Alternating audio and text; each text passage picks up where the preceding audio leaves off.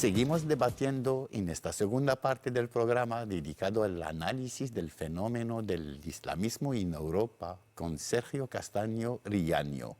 Nuestro invitado es doctor en Relaciones Internacionales por la Universidad de Valladolid y máster en Integración Europea por la misma universidad. Gracias, Sergio, por haber aceptado nuestra invitación. Hola, ¿qué tal? Buenos días, muchas gracias. Pues Sergio, acabas de publicar un ensayo titulado El silencioso avance del islamismo en Europa. ¿Qué expone tu libro? Pues expone una realidad de cómo el islam político está avanzando poco a poco, de forma progresiva, sin conseguir grandes resultados, pero con unos objetivos muy ambiciosos en Europa.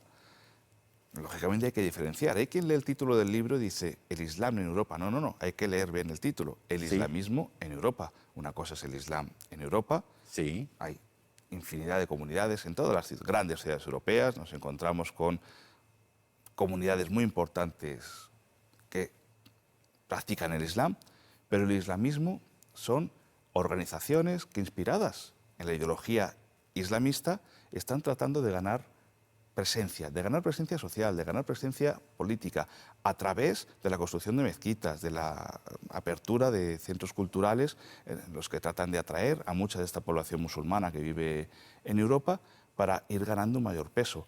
Y el problema que tiene el Islam es que no hay una autoridad que pueda representar a todos los musulmanes. Pero estas organizaciones que ya habían creado importantes redes se presentan como adecuados representantes de todos los musulmanes. Realmente representan a sus organizaciones, no representan a todos los musulmanes. Y todo parece indicar que la corriente islámica europea que defiende el islam político, el radicalismo, es muy minoritaria. Es decir, ¿cómo se manifiestan las diferencias? Sí, es minoritaria. Realmente, incluso preguntando entre musulmanes, hay musulmanes que nunca han tenido ningún contacto con el islam político. Lo que sí que han sido hábiles, en este caso el islam político, ha sido a la hora de construir mezquitas. Pero realmente el islamismo, como bien comentábamos, es minoritario. No podemos establecer porcentajes. Primero, porque no podemos saber, por cuestiones legales, el número de musulmanes real que hay en Europa, y mucho menos dentro de los musulmanes quienes se aproximan al islamismo o no. Pero el número es reducido. Hay organizaciones islamistas con una presencia mediática y presencia política muy relevante que no tienen más de 300, 400 miembros. Esto nos muestra la realidad de estas organizaciones. Y entonces, ¿cuáles son en la actualidad las grandes tendencias del Islam europeo?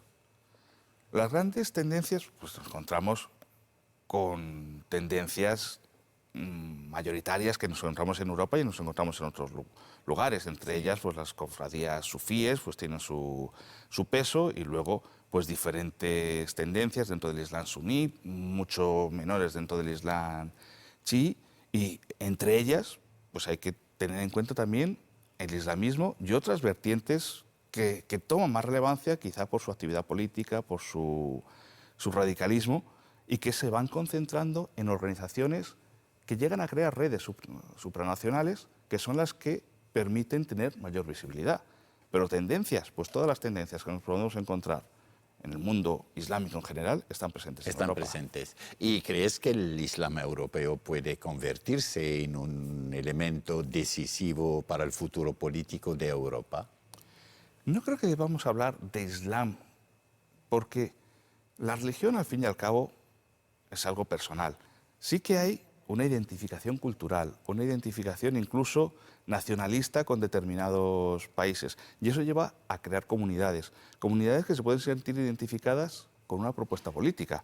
Si el Islam político, con ese proyecto que tiene a largo plazo, es capaz de crear una propuesta atractiva para todas esas comunidades, más allá de la religión, porque yo creo que aquí hay que tener muy claro que la religión está en una esfera y que la política está en otra. Lógicamente, tienen que crear, lo que decimos muchas veces, un producto atractivo, una propuesta atractiva. Si consiguieran crear esa propuesta atractiva con la que muchas de estas comunidades, que no tienen nada que ver con el Islam político, se sienten identificadas, quizás sí puedan tener una relevancia. Pero esto es lo mismo que sucedió en la primavera árabe. Muchas personas, cuando el islamismo aprovecha la situación generada para crear sus partidos políticos, lo que buscaban era un cambio. Realmente no se sentían identificados con la propuesta islamista, pero los islamistas proponen algo que es una alternativa, un cambio a lo que ya había, y ganan las elecciones. Cuando pasa el tiempo, y esto lo hemos visto en Túnez, lo hemos visto en Marruecos, esa propuesta no consigue plasmar los objetivos que habían planteado en un primer momento, ni satisfacer las necesidades de las personas que buscaban cambio, y poco a poco van cayendo. Vamos a ver qué sucede en España. Estamos muy lejos todavía de que el Islam político pueda tomar esa relevancia. Pero a mí me parece que el producto más atractivo de la comunidad musulmana hoy en día y probablemente en el futuro es la convivencia, es el diálogo.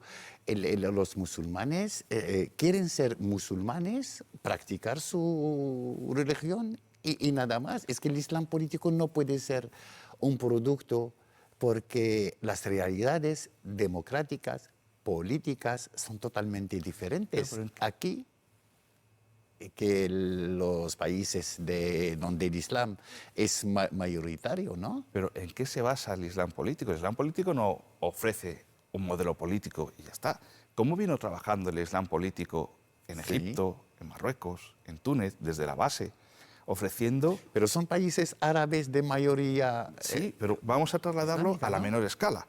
Ofreciendo servicios sociales, ofreciendo educación. Esto es lo primero que se ofrece, convivencia. Sí. Y a raíz de la convivencia se van transmitiendo valores políticos. Sí. Se va generando esa integración de religión y política, que es lo que pretende el islamismo, que al final es una ideología, es un objetivo político, pero que utiliza todos los procedimientos sociales, culturales, de aproximación, educación, integración. Entonces, ¿cómo se entiende que es un fracaso total en los países musulmanes, que el Islam político ha caído y casi ya no existe y que está aquí como un proyecto? Podríamos debatir si existe o no existe. Realmente en Egipto, por ejemplo, se le ha apartado directamente. Sí, bueno, en otros países del Golfo Pérsico no se ha dejado de desarrollar lo que podría haber sido una plataforma política. Sí, sí. Y sí que es verdad que en Túnez y Marruecos pues, va cayendo. Aquí en Europa, por un lado, no ha habido nunca una represión contra el Islam político. Por otro lado, han ocupado posiciones muy relevantes en las instituciones que se han creado en los países para establecer diálogos con la comunidad musulmana. Y en tercer lugar, se les sigue considerando como parte fundamental para lo que consideran muchos políticos la integración. Sergio, una última pregunta. Es que me has hablado de un proyecto, pero en la actualidad no se ven estos gérmenes. Es decir, que el trabajo social no es el mismo desde las asociaciones ONGs islámicas o musulmanas o llevadas por musulmanes, no es el mismo que en los países árabes. No son los mismos esquemas sociales que pueden llevar a este proyecto, digamos, a un éxito. Sí que es verdad que los partidos, las asociaciones islamistas han trabajado hasta hace 10, 15 años con total libertad. Ahora se hace un mayor seguimiento de dónde llega la financiación, de qué es lo que pretenden desarrollar para consolidar su proyecto. Por ejemplo, cuando se intenta establecer un centro educativo, automáticamente se hace un seguimiento de la financiación de quién está al frente de ese centro educativo y generalmente no se terminan abriendo. Claro, se está proponiendo un modelo educativo totalmente alejado de los modelos seculares que hay en Europa. En muchos casos se dice que hay asociaciones o grupos de otras religiones que tienen colegios muy alejados de los colegios mixtos que tenemos en España en concreto y argumentan estas situaciones para tratar de establecer un modelo de educación diferente, pero generalmente no triunfa, pero porque en los últimos años está habiendo un mayor seguimiento y esto está limitando las posibilidades de que el Islam político pueda desarrollar ese proyecto. Pero como digo, el Islam político trabaja muy bien en la sombra y veremos cuál es la situación en general y la situación global del Islam político para que pueda triunfar ese proyecto en Europa, no. Porque cuando el Islam político gobernó en Egipto, gobernó en Túnez, muchas de esas asociaciones lo que hicieron fue vincularse y tratar de identificarse con estos partidos hasta que estos partidos caen y se empiezan a distanciar. Sí. Pues Todo sistema religioso, y en este sentido el Islam no es una excepción. El trabajo teológico es importante y difícil. Para que el Islam europeo pueda tener un impacto positivo sobre las comunidades musulmanas, tiene que haber antes un trabajo de producción intelectual sólido, sistemático y bien elaborado. Me atrevería a decir que muchos líderes musulmanes son bomberos que apagan el fuego provocado por el islamismo político más radical. Dicho esto, no hay que disparar contra los bomberos. Sería un error de gran calibre. Sergio Castaño, gracias por tu presencia en este programa. Recordamos que acabas de publicar El silencioso avance del islamismo en Europa. ¿Dónde se puede conseguir entonces para en cualquier librería lo tenemos disponible, en internet, cualquier plataforma de internet está disponible. Sí. Así que espero que despierte expectación y que... Y curiosidad, ¿no? Sí. Repetimos, El silencioso avance del islamismo en Europa, de Sergio Castaño Riaño. Muchas gracias, Sergio, por tu presencia. Muy bien, muchísimas gracias. Queridos amigos, les agradecemos su atención. Buen fin de semana y que sean felices. Salam alaikum. Adiós.